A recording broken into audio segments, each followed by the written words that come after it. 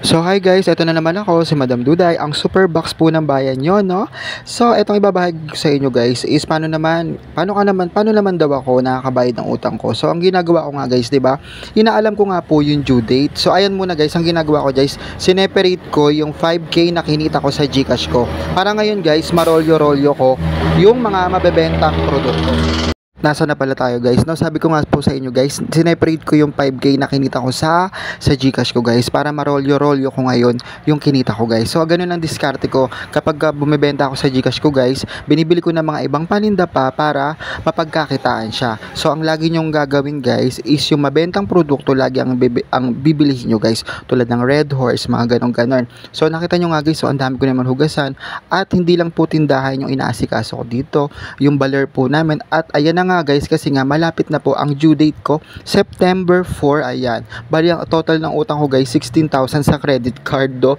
Kinakaya naman ng bakla kasi meron pa naman tayo mga paninda guys. So yung mga natira na mga paninda na yan guys is ayun na yung barang kumbaga tutubuin guys, no? Kaya nga madaling araw ako dito nagtsatsaga, patimpla ng kape or whatever ganun guys, basta pag nangutang ka guys, basta mabayaran mo. Sa akin naman so far, nababayaran ko naman siya guys. Ayun yung kinagandahan kasi meron akong ginagawa, 'di ba? Kung nakita nyo, kung avid viewers ko kayo guys, ayan, may record booklet ako, 'di ba? September 4 pa ang due date ko guys, no? Sa 30 is mababayaran ko na yung aking utang kasi binilang-bilang ko na siya. At ito pa ang technique guys, nilagay ko po siya, ayan, yan 'di ba? Yan, nakita ko niyo 16,000, no? Nilagay ko po siya sa GCash ko guys, no, para mapagkakitaan pa natin, 'di ba? Malaking tulong din kaya guys yung GCash. Kaya nga ang kinagandahan sa GCash kasi guys dito is mabenta talaga, lalo na sa mga games guys. At tatlo ang utang ko guys, hindi lang isa, tatlo guys, 'di ba? Nakakaloka. Isa sa postpaid ko at isa sa personal loan ko, sa business loan. Kasi ano yan guys, yung pang business loan ko guys is pang for the future yan, kung gusto ko mag-expand or palakihin pa yung business ko guys. Ayun guys, kasi maganda, may credit limit ka na maganda. Kaya ano, 'di ba? Nagmi-mini-miss pa si baklang to.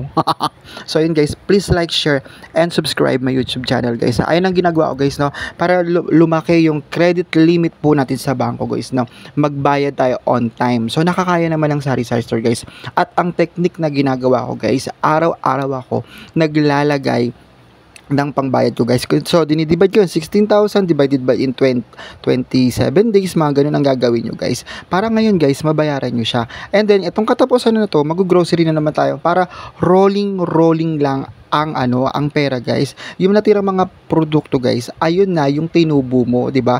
Basta ang sinasabi ko sa iyo, hindi masamang mangutang, basta ang mindset mo is pang negosyo siya guys, no? Sinasabi ko sa inyo yan guys ha. Pero kapag alam mo na nagbo-volume na yung sari-sari mo, never utang na. Ibig sabihin never utang, no? Kontian mo na lang yung utang kasi ikaw ang makakaalam kung magkano yung uutangin mo sa bangko guys, no? Maganda guys sa bangko guys kasi sinasabi ko sa inyo, ibig ko sabihin hindi naman masyado kasing malaki yung ano nila, yung interest nila guys. At ang ginagandahan pa guys is mapapahiram ka nila ng credit card. At lagi mong iisipin guys, yung credit card na yan is gamitin mo pang negosyo, wag mo na pang luho. Saka na yan luho-luho guys, na pag alam mo nang nagbo-volume yung sari-sari store mo, di go, pwede ka nang kumuha konti-konti. Sa akin guys is binabudget ko talaga dito guys, kasi yung sa yelo sa lola ko yon, tapos yung sa mga reka-rekado sa lola ko yun, para may pera din siya. Tapos meron pa akong 3% para sa kanya guys, no. Ganun lang guys, bye bye na guys, bye bye.